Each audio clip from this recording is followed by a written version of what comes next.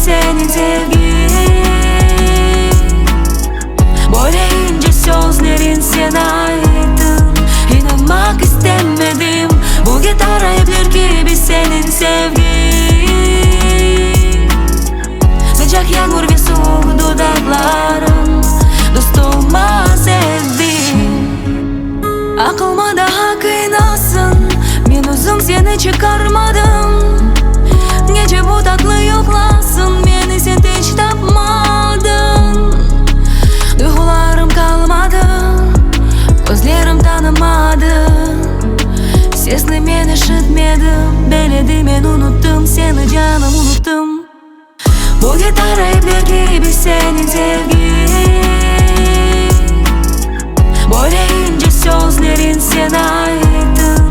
İnanmak istemedim, bu gitar ayıplar gibi senin sevgin.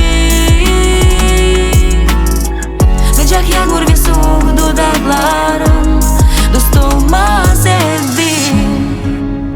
Senin dudakların sağınmağa öğretti. Endi bizim demeyik, sözler benim kalmadı. Duygularım kalmadı, gözlerim tanımadı. Sesini ben işitmedim, belledim ben unuttum. Seni canım unuttum. Seni unutup ben olmadım.